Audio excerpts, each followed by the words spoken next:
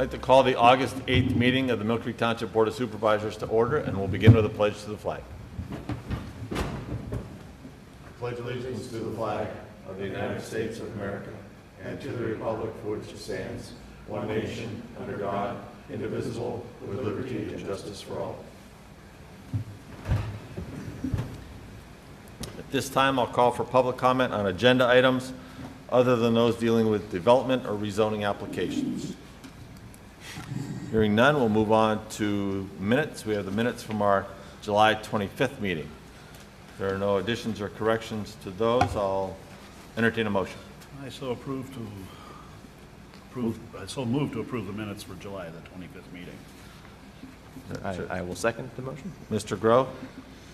Yes. Mr. Morgan? I vote yes. I vote yes. And then we have bills for the last 2 weeks.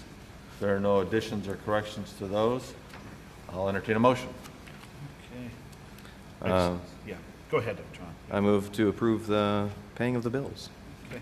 I'll second. I just had a quick question, but I got Oh, my I'm answer. sorry. No, I don't have it. I just got this last minute here. The last set? Yeah, Okay. the last set there. I'm okay on that. All right. I'll second that motion there. Thank you. Mr. Groh? I vote yes. Mr. Morgan? I vote yes. And I vote yes. We have bids and quotations from the Streets Department, 5 trees and stump removal. There's a tree on Argyle, one on Marshall, one on 24th Street, and 2 trees on West Arlington. Received quotes from Dibble's Tree Service for $4,500 for the bunch, Jefferson Tree Service $5,825, and Thomas Tree Service $5,350. I would move that Dibble's do that work. I'll second that motion. Mr. Groh? I vote yes. Mr. Morgan? I vote yes. And I vote yes. Next, we have an amendment of request for proposal from the Pennsylvania Economy League for consulting services for our early intervention program. And I'm going to refer to both Mr. Morgan and Zucheski for comments on that, maybe a brief explanation. Thank you, Chairman. As the board's aware, we pursued a grant from DCED, the Pennsylvania Department of Community Economic Development. The grant was to form a financial management audit and to develop a long-term financial plan for the township. Part of that scope also included looking at township operations and making recommendations for best practices for management and and staffing levels and those sorts of things. We did go out for an RFP a few months ago, Mark. Yeah, well, I think it was due on maybe May 18th, May 23rd, somewhere around there. At the same time, we were also going out for consulting services for our comprehensive plan, the Embrace Millcreek study. And essentially, when we looked at the scopes, there was some overlap in some elements of both programs. For primarily the review of township operations and management. And so we didn't want to pay 2 consultants for the same thing. So we started negotiating with the EIP consultant to scope back their project to be purely a financial and economic development study, to work with our treasurer and finance department for financial elements, and also negotiating with DCED to see if we can apply some parts of the EIP grant to our comprehensive plan, which they were agreeable to. So what today is it's a revised scope from a $76,000 project for the EIP study down to a $49,000 project. And the funds we'll be saving can be reallocated to the comprehensive plan effort. Yes, that's true. And also, too, assuming that the revised amount is approved, we're also looking to enter into an agreement, get the authority to sign the agreement with the consultant, the Pennsylvania Economy League, as a result of this process.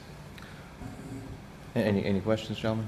So what you're looking for then, John, is a motion to approve the amended RFP and permission to sign the agreement. A resolution to sign the agreement. Yes. Okay. All right. there a motion to that effect? Yeah, I'll make a motion to approve that resolution.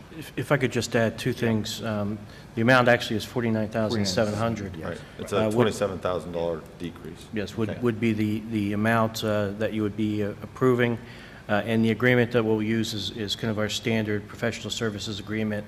We still have to tweak some of the specifics with respect to schedule and things along those lines, but it would be the standard agreement we've approved in the past. Okay. We have a motion. I'll second that. Mr. Grubb? I vote yes. Mr. Morgan? I vote yes. And I'll vote yes. Okay. I do have one quick comment, and it's just a clarification Sure. about the EIP, and I can't emphasize this enough because you know how, and of course I know the media does a great job of getting the message out. As we know, the early intervention program, most people know it as for distressed cities, or distressed municipalities, not just cities. They also have a service that comes in and does an audit, letting us know where we could save some money at and stuff like that. So I just want to emphasize once again, we're by no means in any sort of financial trouble, but yet there probably will be some people that will think, oh God, Millcreek's. It's not the case, folks. I just want to clarify that. This is all a part of the comprehensive plan, and it's a great move to have that part of our operations looked at, just saying, hey, where can we tweak it if there's something we can do? I think it's a good move in the right direction, so I just want to make sure that was clear. So we don't get put into that position. That's right, exactly. That's why we're doing it there. Well, So, and to if I that- sound repetitive, I'm sorry, but That's a good reminder. Well, and to that point, that's why in DCD, I mean, they approved our application on like a Right. 2-week turnaround because Yeah. they were excited to see a municipality thinking ahead and being proactive to Right. try and get a handle on long-term financial planning Right. before they're at a point where they're distressed, so. exactly. So it's a good move. I support it, and I want the public to know why it's there. So, All right, thanks. Thank you. Yeah. Next, we have a proposed ordinance number 2017-17. An ordinance to amend and revise Chapter 137, Article 3 of the Millcreek Township Code of Ordinances by adding certain parking prohibitions aimed at promoting the public health, safety, and welfare, also providing for the towing or removal of motor vehicles parked in violation of certain provisions in the Millcreek Township Code of Ordinances. And I'll refer to our solicitor on this one. Thank you. Ordinance 2017-17, as Brian indicated, amends and revises Chapter 137, Article 3, which is the section of the code that deals with traffic regulations. It was recently discovered that during the codification process of all of the township ordinances, Ordinance 81-19 was overlooked and did not make it into the codification. So as a result, that ordinance was effectively repealed. It was an ordinance that was an important ordinance, and we needed to keep it in. So it was an ordinance that included regulations that made it illegal to park or drive on any street closed for repair, made it unlawful to park within certain distances of the center of the road or driveway or opposite a driveway, or to otherwise prevent an unobstructed path on the roadway for other vehicles. In addition, it also had provisions authorizing the police to have a vehicle towed for violating the provisions. So we took the language from 81-19, had to make some revisions just to clarify a couple of the provisions, and that's the new proposed amended ordinance 2017-17, and I would recommend that for passage to bring the code back to where it should have been originally. Thank you, Mark. And then, sort of as a reminder, we have had calls on occasion, but it's not rare, where folks who live in cul-de-sacs use the middle of the cul-de-sac as a parking lot.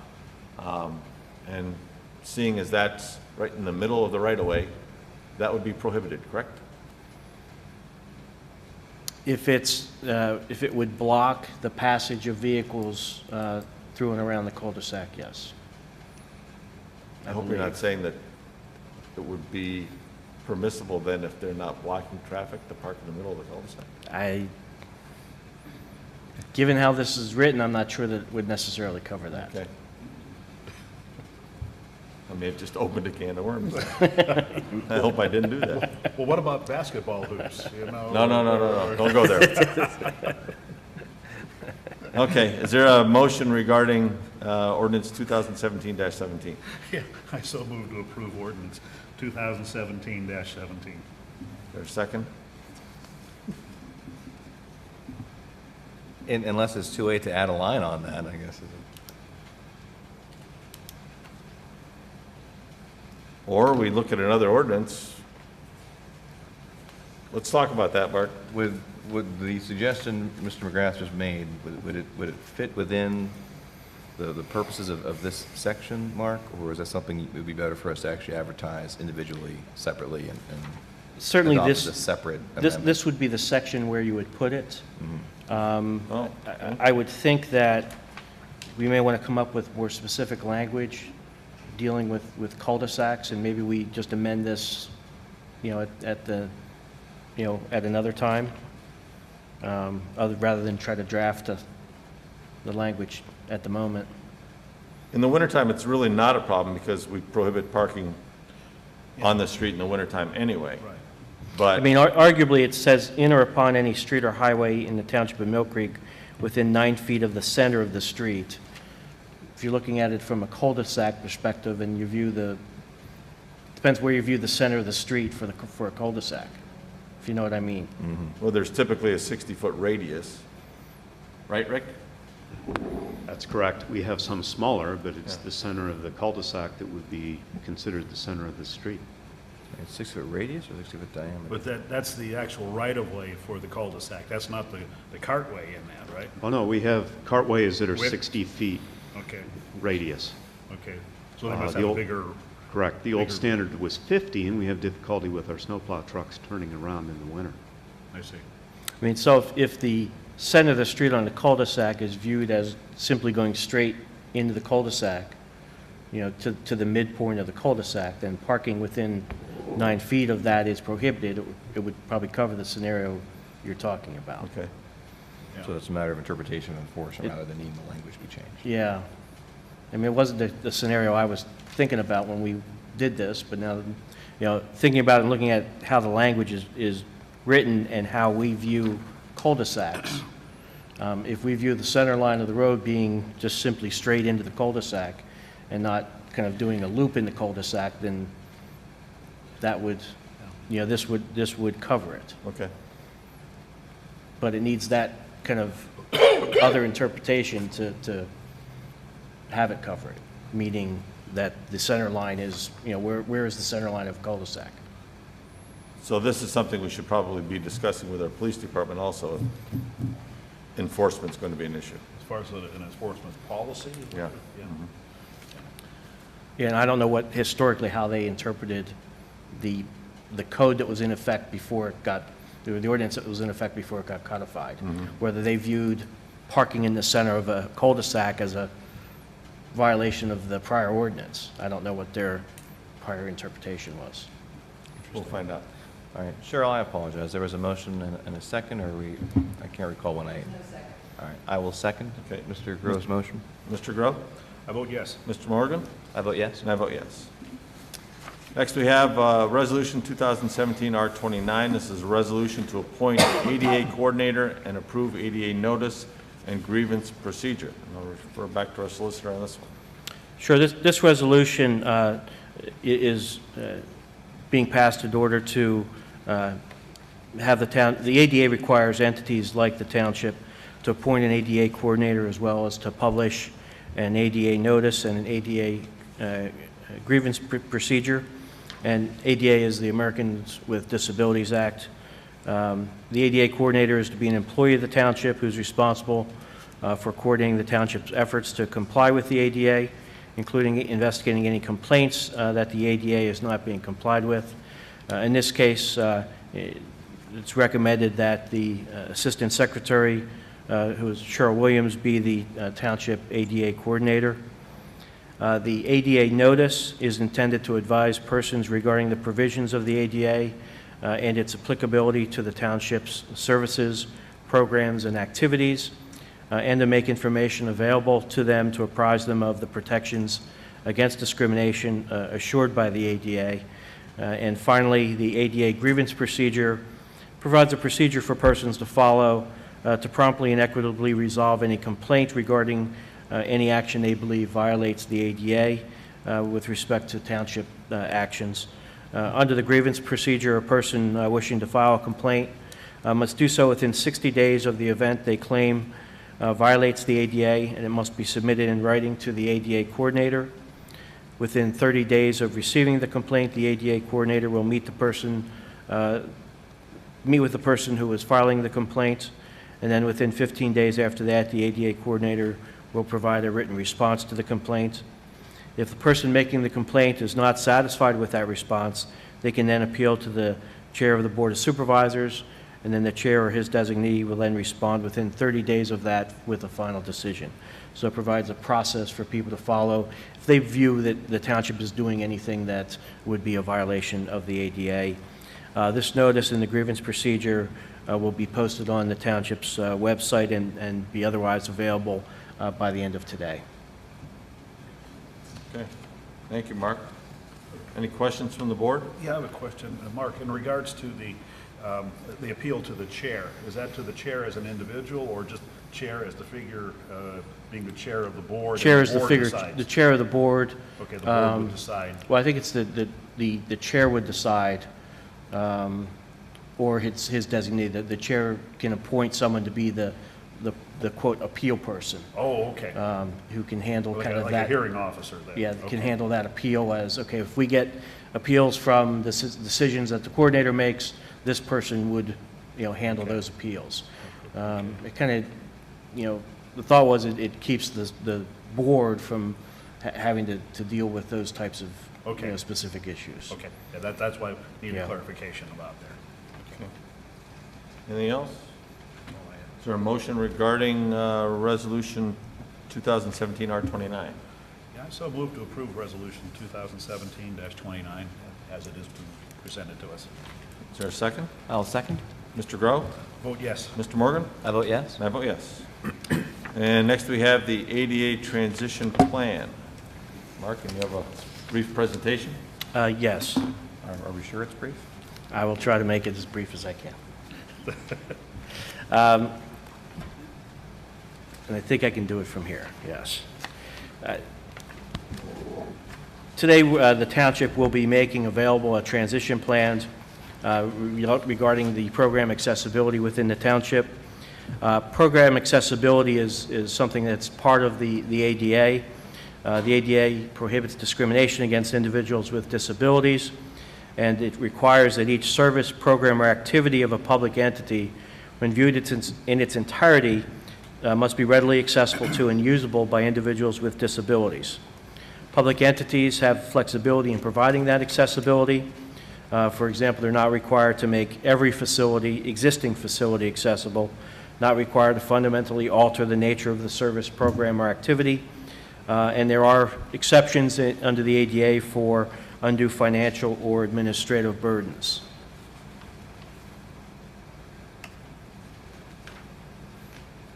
There we go. The ADA has what's called a transition plan requirement. It requires a public entity to develop a transition plan where structural changes are necessary to achieve program accessibility.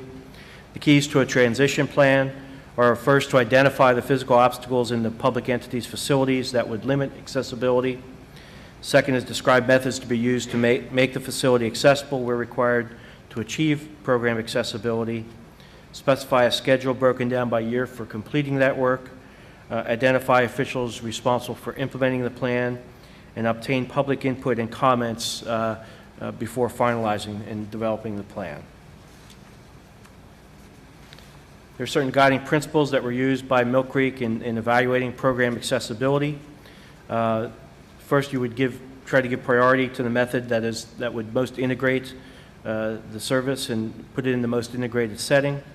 Accessibility can be achieved by relocating service program activity to an accessible location by request. And if you have multiple locations where you provide the same service, program, or activity, you only need to make some of those facilities accessible, not all. You need to implement scheduling policies to accommodate requests for things like accessible fields, player areas, or spectator seating. In determining which locations to make accessible, we considered the size of the township, particular program features offered at each site, geographical distance and travel times between sites, the number of sites, and the availability of public transportation to sites. In the process of developing the draft transition plan, we identified various services, programs, and activities that are offered or conducted by the township. We then identified the locations where such services, programs, and activities were available or held. We then commissioned a survey of the locations used by the township to offer a service, program, or activity. The township hired United Spinal Association to conduct a survey of various locations, which included 20 community parks and associated facilities, 2 public pools, the municipal building, the recycling center area, and 2 municipal golf courses. The purpose of the survey was to determine whether the buildings, facilities, and parks are readily accessible and usable by individuals with disability. And since we also use some school district facilities, the Millcreek Township School District surveyed its facilities that the township uses.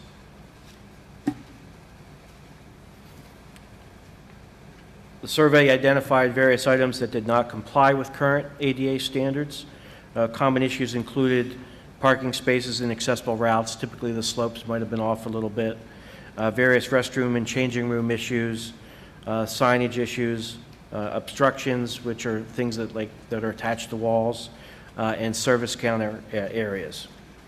The township formed a committee of township staff, myself, and the consultant that reviewed the survey findings, assessed the steps needed to achieve program accessibility, and made recommendations.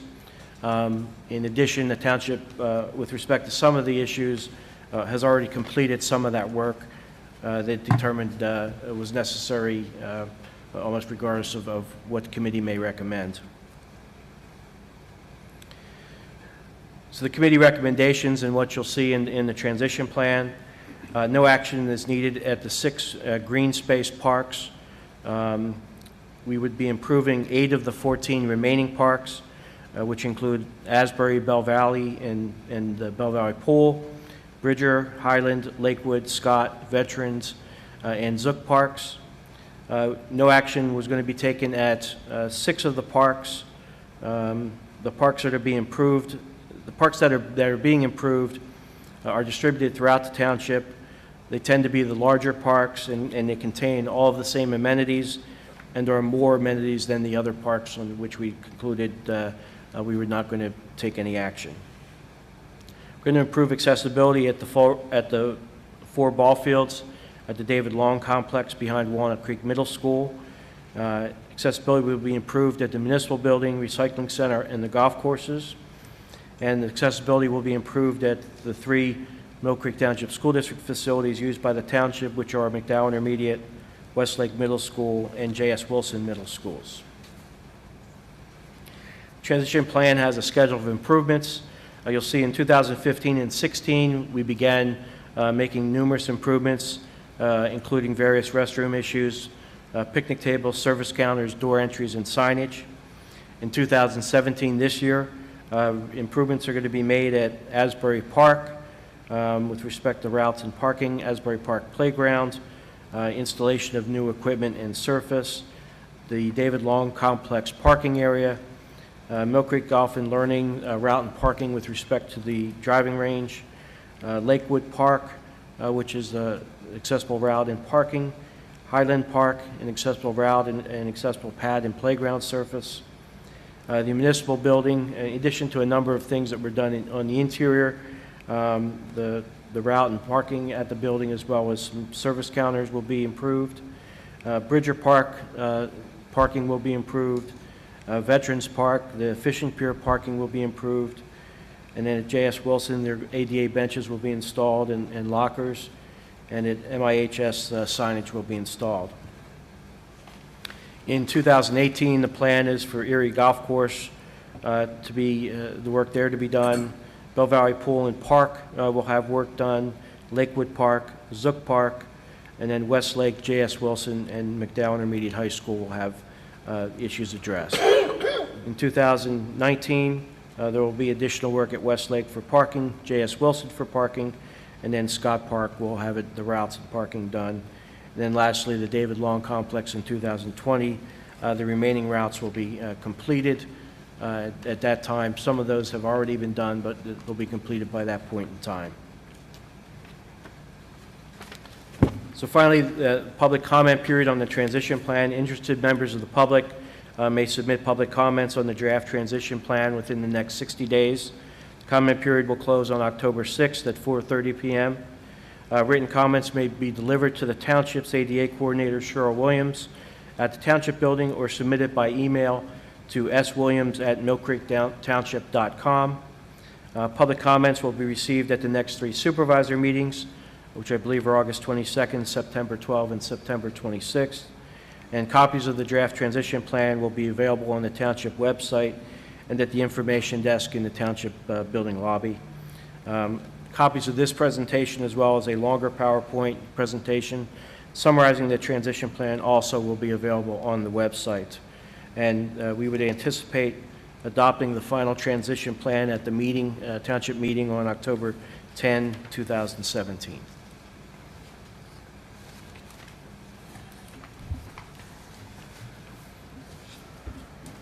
Okay. Any questions from the board? Mr. Shaw, do you need us to take action to officially open public comment on this, or just this announcement suffice for notice? I think this is just suffice for notice. I think we're going to proceed to receive the comments, and then once we receive the comments, then we'll need to have final action on what the final If we need to plan. approve the draft plan to go out for public comment, or, okay. The plan essentially was approved as part of the settlement with Voices, so you guys have already reviewed and approved this plan. So the transition plan aspect of it is just another stage that's really separate from the Voices litigation, but is a process under the ADA that this kind of dovetails with, so it made sense to do it in this manner. So if someone has questions or comments on the projects or the timing of those projects, they can make those. Correct. All right. Do we want to take public comment today? I would accept public comment on this item right now, as long as we're on the issue. Okay. But I think, wait a second, I think Gary might have Oh, something. okay. Have a question, Gary? Yes. Question I have is, since, Name and address. Name and address? Gary, 4045 Flattery Drive. The question I have is, since we were involved with the state on some of this activity for sidewalks on highways that was basically state responsibility, Pennsylvania has what's called a park out here, Presque Isle. Are we going to be in the same boat with that? Not to be a pun, but Presque Isle is clearly a state facility that the state would have to deal with that. That's not a township but responsibility. why are we involved with these issues with the sidewalks? We There's got a parallel there in my mind. Well, we did that as part of an overall settlement because we concluded it was better to spend money in those areas addressing sidewalk issues than putting sidewalks in areas where it didn't frankly make sense to put sidewalks in. So you're confident we won't have extended liability into Presque Isle State Park? Correct. Yeah, we won't. Good question there, yeah. Thank you, Gary. All right, next we have Resolution 2017 R30. This is a resolution pursuant to Resolution 2015 R20 and the Municipal Records Manual to approve proposed disposition of certain township records. I'll refer to our treasurer. Mark? Yes, this is a request from Scott Height to dispose of unneeded police dash cam videos. They aren't required to be held on very long, and also they are a storage issue. They're not a part of any active investigation. They have no evidentiary value.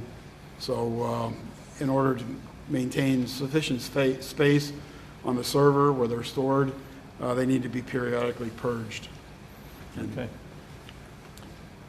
Is there a motion regarding the resolution? Yeah, I so moved to approve Resolution 2017 R30 as Second. presented. I'll second. Mr. Grow? I vote yes. Mr. Morgan? I vote yes. And I vote yes.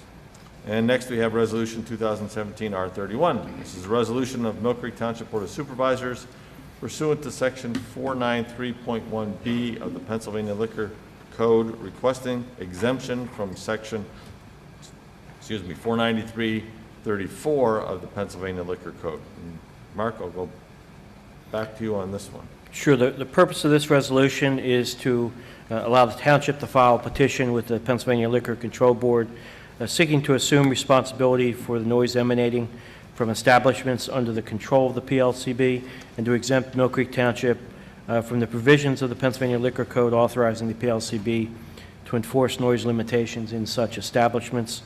This is a byproduct of the noise ordinance that was passed at the last meeting. Once the petition is filed, the PLCB will hold a public hearing in the township, pursuant to which the PLC will determine whether the township's noise ordinance is effective, will protect the residents of the township from unreasonable and loud sounds, and will be enforced. If the PLCB concludes that the township has proven yes to each of those items, it will grant a petition. Typically, once the petition is actually filed, we should get a decision from the PLCB, assuming they have the hearing within the time frame, within about 60 days. So essentially, this would start the process under which the township would take control of enforcing noise emanating from establishments that the PLCB currently regulates. So, Mark, you referred to this as a byproduct. It was also sort of a driving force for the initiation of the noise ordinance, correct? Yes. We were running into, and maybe the rest of the board wants to comment on this, we were running into issues with complaints being filed with the LCB regarding commercial establishments that wanted to have entertainment. And the LCB's regulations were, you could say, significantly more restrictive, I guess, than... You're being kind. Yeah. So as long as we have an ordinance regarding noise, the LCB will allow us to regulate those commercial entities. Right. As long as we're enforcing the ordinance, it can show how we can enforce it, as well as there being reasonable limitations, which I think is the intent of what was passed at the last meeting. Yeah, key word being reasonable, and that's Right. what we all have to remember, is the reasonable standards that are applied on this, right? Okay. Any other questions or comments regarding the resolution? If not, I'll entertain a motion. I'll move to approve Resolution 2017 R-31. Is there a second?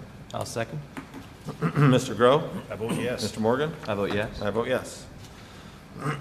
Excuse me.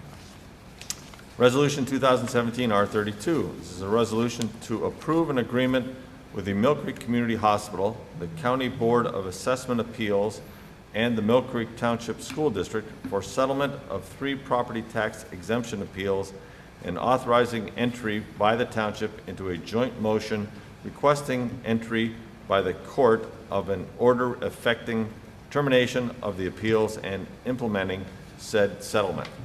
Mark, I'll go back to you one more time. Sure. This resolution and the accompanying settlement agreement with that is a result of various appeals that were filed by the Millcreek Community Hospital for 13 parcels that it owns in Millcreek Township. As a result of the settlement, the parties have agreed to a 50% pilot payment in lieu of taxes on each of those parcels. I think the additional revenue, Mark, if you could help out on this. It should be $32,837.67 because the hospital and another building adjacent to it were previously not taxable, and now they become taxable at 50%. The other parcels primarily are student housing that were fully taxable, but they aren't very high in value, so we're taking a 50% cut on those. But it's better for a global settlement in this regard. And this would resolve, I think, all but one of the appeals. There's still one appeal out there that was taken, I think, relating to Millcreek Manor. Okay. Comments from the board? I don't have enough time, but I'll just leave my mouth closed on this one. So. John, anything? Well, I would just say it's nice to have this settled. It's been ongoing discussion with LECOM and their affiliates for, is over a year or two now, right? And it's been before I got on the board. So Yes, at least 2 years, yes. I'm relieved we've reached an equitable settlement. I think the board's position has been consistent that when it comes to payment in lieu of tax agreements, we want consistency for all nonprofit corporations out there. I'm very satisfied that that message has been received. And also to point out that it's very nice that we were able to have kind of a united front with the other Millcreek taxing body, or our school district. A lot of times in these cases, it's easy for, sometimes for the nonprofit corporation or entity to kind of pick off the taxing bodies and to do side deals and weaken the position for the taxing bodies who are looking out for the best interest of all of our taxpayers. And in this case, Millcreek School District stood firm with us, and we stood firm with them, and I think we got the right, equitable, fair deal for Millcreek residents.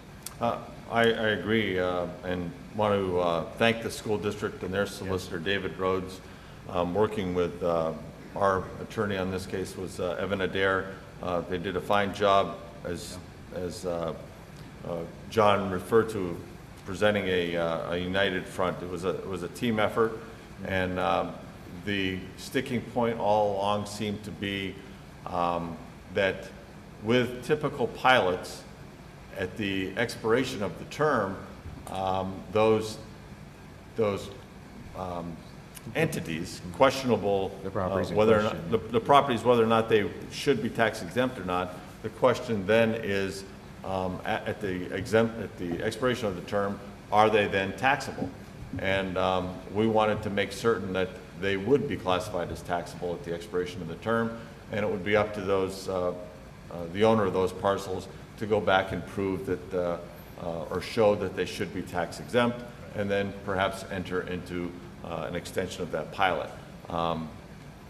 That was the sticking point all along, and that was something that we were successful in achieving, that at the expiration of this pilot, it will be up to the owners to go back to the county and prove their status. So I want to thank again our solicitor and working with Evan Adair and the school district. We were trying to reach an agreement, a pilot that would be consistent with other pilots. We didn't want to see one entity having something different than another, and it was important that we reached that goal, and I think that we did. So a job well done, and I think that we looked out for the best interests of the school district and for the township in this matter. Right. You know, I will take my word back. I will say something here that I echo those very same sentiments. The frustrating part to all of this was the divide and conquer tactic that was being employed by LECOM, both Millcreek Community Hospital and company, to try to divide us. And we were very fortunate and thankful that we were able to work together on this here and come to an agreement. It's frustrating. We did come to an agreement, spent a lot of time, money, but I think we're further ahead now, so. Yes. Let's leave it at that. Thank you. And Mark, you said that was an additional roughly $32,000 per year. Almost 33,000 Almost 33,000 in additional. for us, and then the school district's School obviously district, higher. significantly more. Yep. Okay. All right, is there a motion in regard to Resolution 2017 R32? I'll make a motion to approve Resolution 2017, was R32. R32. Okay, is there a second? And I'll second that. Mr. Groh? I vote yes. Mr. Morgan? I vote yes. And I vote yes. And now we have an amended settlement agreement. This is the first amendment to March 31st, 2008 settlement agreement between the County of Erie, Township of Millcreek, Millcreek Township School District, and the Erie County Board of Assessment Appeals, and Asbury Atlantic Incorporated. Have a brief explanation of that one? Mr. Shaw? Sure. This relates to properties known as Spring Hill, and more particularly the patio homes and the Forest View Skilled Nursing Facility. This is an amendment of an existing pilot agreement between the taxing bodies and the owners of Spring Hill. Previously, under the pilot, the patio homes parcel was taxed at 100%, and the Forest View parcel was not taxed at all, or was viewed as tax exempt. Now the parties have agreed to a pilot that would be a 50% pilot on both parcels. I believe the end result of this would be additional tax revenue for the taxing bodies. Okay, and as I mentioned previously, our goal is to try to have consistent pilots, and this brings this one into that same mold. Any questions or comments, or a motion regarding the amendment? I'll move to approve that settlement, amended settlement agreement of March 31st, 2008. Okay, is there a second? I'll second. Mr. Grove? I vote yes. Mr. Morgan? I vote yes. And I vote yes. Next, we have a request for tax exoneration for sale of parcel from repository for unsold properties. This is for Lot 24 on Arlington Road. Mark? Yeah, so this, routinely, we get requests from the tax assessor's office to forgive past taxes in order to sell a parcel. In this regard, we'd be exonerating $956.81 in past due real estate taxes. I can't tell exactly what the prior use of this is. The picture from the assessor's office shows an empty lot and a telephone pole, so I'm not quite sure. The guy's going to buy it and, put a shed on it and attach it to his property. It's the goal of this. It's the next door neighbor buying the property. Yeah. Okay. Yeah, I was going to say, as it is, the way it looks with that utility line easement there, probably couldn't build a dwelling on it because of that, but Right. if he's adjacent, he could, join the two and then build a shed or something on there where he's out of the easement. And I think that this property owner, has been maintaining it for a number of years and Right. figured he might as well own it. Sure. Yeah. And we might as well get some taxes out of it. Good enough. Yeah, Okay. the notes reflect that he's looking to build a garage, so. Garage, okay. All right. Is there a motion regarding the request for tax exoneration? Yeah, I'll move to approve that exemption for tax exoneration for that property as presented. All right. Is there a second? I'll second. Mr. Grove? I vote yes. Mr. Morgan? I vote yes. I vote yes. Communications, Mark? I have nothing further. John? Yes, I got one here from the police department. I'll start with. This comes from Chief Scott Height. It needs approval for the following at the Northwest Pennsylvania Training Center, Pennsylvania State Police Training Center, located in Meadville. And these are classes that he needs to get the officers signed up for. This first one is retroactive to yesterday for Officers Spiker and Perkins to attend a class August 7th through the 9th regarding interview and interrogation. For Officer Bukowski, vehicle search and seizure on August the 15th. Officer Juka for two different classes. First one is close quarter battle on September 5th and 6th, and then also tactical shooting on September the 12th and 13th. Officer Sorokas, vehicular search and seizure on October 17th. Officer Perkins on ground defense, course number 1, November 13th through the 15th. Officer Buckner, non-traffic death investigation, November the 21st and 22nd. And also Officer Perkins on understanding the sovereign citizen, November the 29th. There is no cost for attendance to any of these classes. Travel will be by department vehicle on a daily basis. At this time, no overtime is required.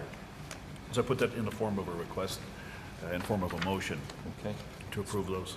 Is there a second? I'll second. Mr. Grove? I vote yes. Mr. Morgan? I vote yes. And I vote yes. I have another one coming from, from McDowell High School. This is for utilization of fire police.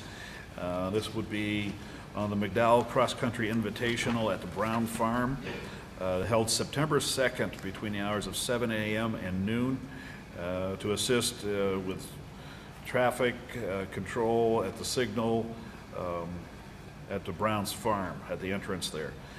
So that comes from Chief Dan Olet of the West Ridge Fire Department. I put that in the form of a motion to approve the utilization of fire police for that. Okay. Is there a second? I'll second. Mr. Grove? I vote yes. Mr. Morgan? I vote yes. And I vote yes. Also, another fire police request, this is for the crop walk coming up on September the 24th at Presque Isle State Park. I believe it also utilizes Peninsula Drive. This is for the Westlake Fire Department, and it comes, it's for the hours between 1:30 p.m. and 4:30 p.m., and that's just to provide traffic control for that event. I put that in the form of a request also. Is there a second? I'll second. Mr. Grow? I vote yes. Mr. Morgan? I vote yes. And I vote Okay. yes. I do want to make one comment about the utilization of fire police. We are finding ourselves in a situation, and I know that at least one of the fire departments has made it public at our fire commission meeting a couple months ago. It's getting tougher and tougher for them to provide these services for these events. And I do think that in time, there's going to be a justifiable request for some reimbursement. A donation by these organizations requesting the use of the fire police. It is above and beyond what the fire police are really required to do. Their main job and function is to provide security, traffic control around an incident, an accident, a fire, or anything like that. So time is running out. It has run out for one of the fire departments. They are no longer able to do this. So this might be their last time that they're able to do it, but as always, support your local fire department in whatever way you can. But I do think that in time, we're going to have something that maybe, if we can, I'm going to send this over to the solicitor for further investigation, if there's a way that we could help the fire departments by requiring a fee or some sort of reimbursement to the fire departments for the fire police service. So I just want to throw that out there. I don't know if we need to That's discuss. come up several times in the... Several times, yeah. In the new commission. Right, yes, and I think it's something we really need to look at there to help these guys out. And ladies too, I'm sorry. Yes, yeah. Well, Mr. Greno, we also discussed as part of the special event permitting whether or not it could be Yes. part of that. That is correct. And we haven't worked on the fee yet, but Yeah. that's why I'm throwing this out here, John, so, yeah. So I think it's something we really need to look at there. And as I said, whenever you can, help out your fire department, send them some money, so. Well, thanks. are the volunteer fire departments, are they able to charge a permit fee for the use of the fire police for that kind of an activity? I don't think they can, because we don't have any resolution or ordinance allowing that. That's why I think there may be further investigation by our solicitor, Mark, what do you? Well, I guess I just mean since they're independent nonprofit organizations, Yeah. they can have their own policies and procedures. I can't think they? that there's an issue with them actually paying Yeah, paying for their office. their officers. Yeah, right? I know during one of the meetings, there was some discussion about a potential problem in doing that. Right. I'm not familiar with it enough to know Yeah. what specifically that was, but So- I know that there was Research a is potential required. issue. if- Yeah. Yeah. But just let people know there is a situation that's been brewing a long time, and we need to be aware of that. So folks, please keep that in mind. Thanks. All right. You're going to handle this one? Yes. Yeah, okay. On August 24th, the Erie County Association of Township Officials will be holding their annual picnic/meeting. And typically, a couple, three, maybe administrative personnel attend. We have also in the past invited our past supervisors. I think we had maybe one taker last year from our past supervisors, which I think we have 6. And I would move that those supervisors, former supervisors, be invited, along with the attendance of any administrative personnel who wish to attend the Cato picnic Okay. on August 24th. That's a motion. I'll second that. Up to 6, is what you said? Well, there are 6 former supervisors, but, and we can invite them all, but typically, if we get one, that's a lot. But they just don't. I think it's only been one in the last 4 years. Yeah. Yeah, if I'm correct, so. And we're one of the only townships that do that, unfortunately. I think that others should do the same. Well, I'm just curious what the not to exceed amount is you're Oh, okay. proposing. Well, we could say not to exceed 10 total. Yep. Because I don't think it would be anywhere close to that number 10 total attendees from Millcreek. from Township. Millcreek Township. So 150, not to exceed 150. Yeah. Okay, that's a motion. Is there a second? Yeah, and of course with the condition that John just brought up there. Okay. Not to exceed And I'll not second to that exceed. with that condition. All Yeah. right. Mr. Grove? I vote yes. Mr. Morgan? How about yes? And I vote yes. And we had 2 executive sessions. One was on July 26th, and one was on August the 4th. That's all I have. John? Anything? No. Well, real quick, we talked about this the last meeting. We had our comprehensive plan and the Embrace Millcreek neighborhood meetings a couple weeks ago. Our intention is to have a summary of those meetings available on our website and also a project website live, hopefully by the end of next week. And we'll be sure to inform the media and inform our residents when those things are available. But the goal is to have those meeting summaries available by the end of next week. Okay, thank you. Mark, anything else? No. Cheryl?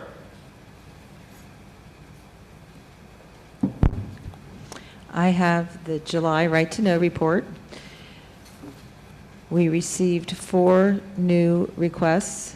1 was granted, 3 were partially denied due to no records existing that were being requested, and we have 1 pending from last month that needs to be filled. It had an extension, and that is due this month, and that a total of 5 hours spent this month.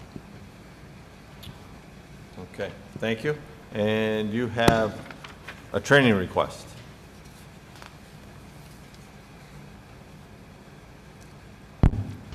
I do. I am currently enrolled in an online motor vehicle notary class, and I'm more than halfway through, and I was informed that there was a class available in Pittsburgh that I could actually attend in person, and they have made that available to me at no extra charge, and I was just requesting the use of a township vehicle to get there on September 19th. Okay. And the class is from 9 in the morning till 4. Yes. Okay. All right. Is there a motion to approve the training request? So moved. Is there a second? I'll second that. Mr. Groh? I vote yes. Mr. Morgan? I vote yes. And I vote yes. Anything else, Cheryl? Okay. Rick? Citizens to be heard. Hearing none, I'll entertain a motion to adjourn at 10:23. So moved. We're adjourned. You're watching the Millcreek Government Channel, powered by WQLN Public Media.